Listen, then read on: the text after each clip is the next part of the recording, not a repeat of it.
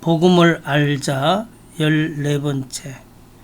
능력과 은사는 성화에 도움이 되는가?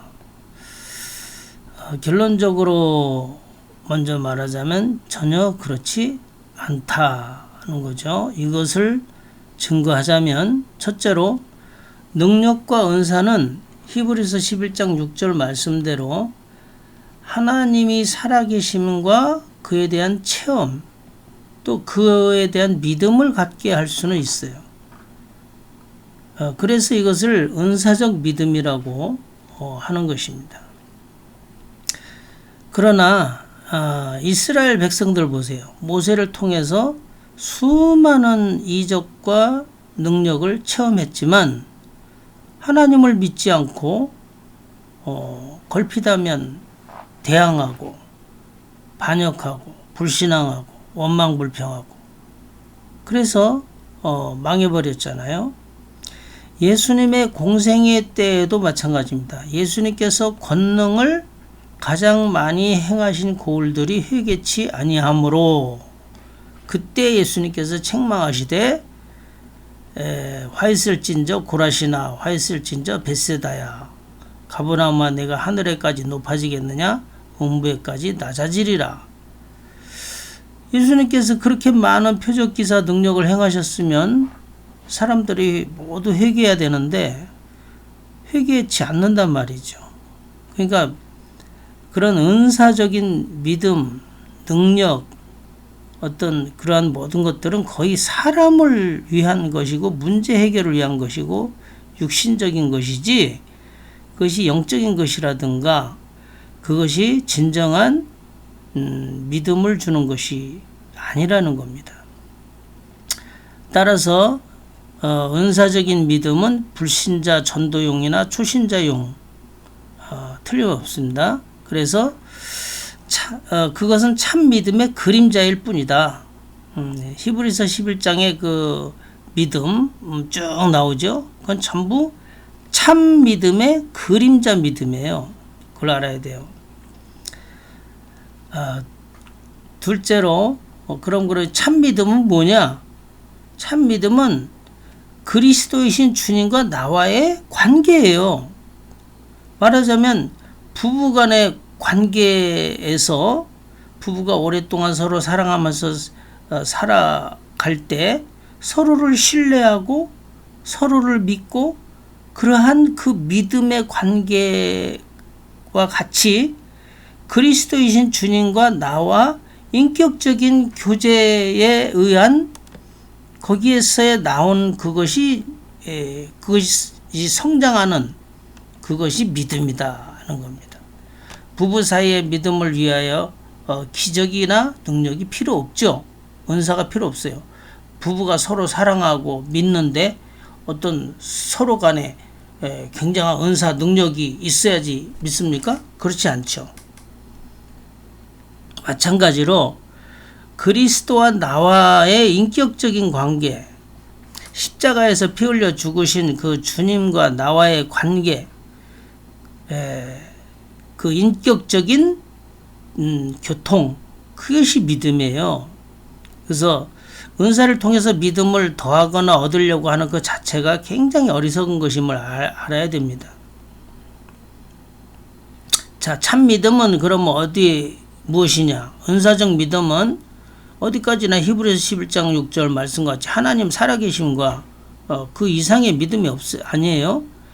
그러나 참 믿음은 뭐냐? 그리스도의 말씀이에요. 믿음은 들음에서 나며 들음은 그리스도의 말씀으로 말미암느니라고 말씀하셨죠. 두 번째로 복음에는 하나님의 의가 나타나서 믿음에서 믿음에 이르게 하나니 그랬지. 은사가 믿음을 주고 능력이 믿음을 주고 전혀 그렇지 않습니다. 성경에 나와 있잖아요. 세 번째로 참 믿음은 갈라디아서 말씀과 같이 사랑으로 역사하는 믿음이다.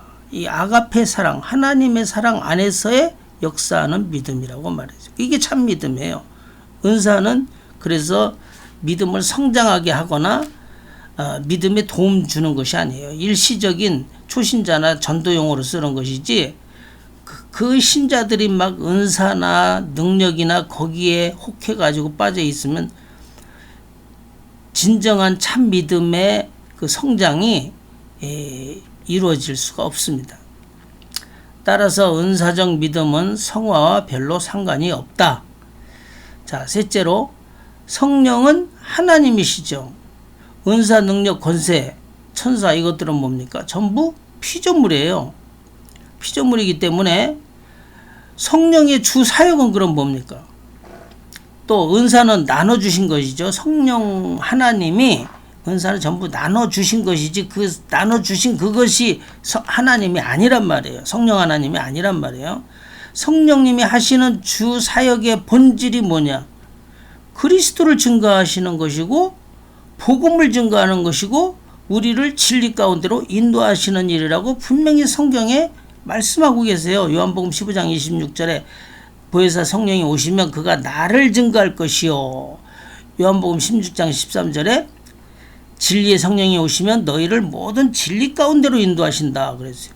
그래서 그리스도와 복음과 진리를 알 때 그것이 성화의 길이에요.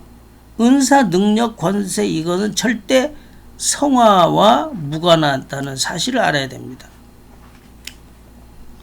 자, 그러면 은사 가진 당신에게 묻겠어요. 당신은 가진 은사로 복음을 증거하고 있나요? 그 당신이 행하는 모든 일이 정말 복음 증거인가요? 생각해 보세요. 판단해 보세요. 당신은 은사로서 그리스도를 중매하는 것이라고 판단이 되어집니까? 아닐걸요. 은사자는 은사에 잡혀 있고 그 은사 자체에 그 안에 묶여 있는 것이지 그리스도와 진리와 복음과 참된 이 생명을 쫓아가는 것이 아님을 알아야 돼요. 결론적으로 은사를 버리지 않고는 사실상 복음을 깨달을 수 없어요. 은사 가지고 복음 증거하는 것도 절대 되어지지 않는 것이고 은사 집회하고 영성운동하는 그거 가지고 절대로 복음을 깨달아가고 성화의 길을 가지는 것이 아니고 믿음의 성장도 아닙니다. 사실은 어떻게 보면 한국교회가 그것 때문에 망했다고 할 수 있어요. 그거 분명히 말씀드리지만 다 불법자 마태복음 7장에 딱 걸리는 것입니다. 분명히 말씀드립니다.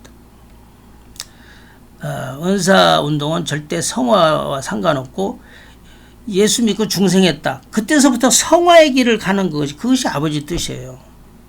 그것은 오직 복음 그리스도 진리입니다. 은사사역은 성화와 전혀 상관이 없다. 그 자체가 은사운동이니 영성운동이 여러분 그걸 아세요. 그것이 그 자체가 타락이에요. 또한 타락의 영이 붙게 되는 것입니다. 하나님은 모든 일들을 복음으로서 하는 것이고 복음 중심으로 하시는 것이고 그 복음이 그리스도고 그리스도가 진리인 것입니다. 그래서 그렇지 않은 모든 것들은 뭐예요? 결국은 십자가의 원수예요. 사도 바울이 뭐라 그랬습니까? 내가 눈물을 흘리며 말하는데 많은 사람들이 십자가의 원수로 행하느니라.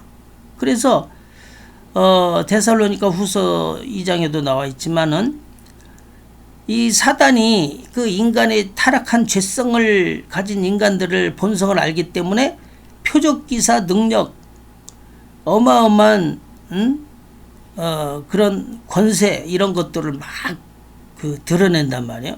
그러면 수많은 사람들이 따라가요. 근데 그것이 바로 진리의 사랑을 받지 못한 자들이다 이렇게 말씀하고 있어요. 이제라도 복음으로써 성화의 길을 올바로 가기를 바랍니다.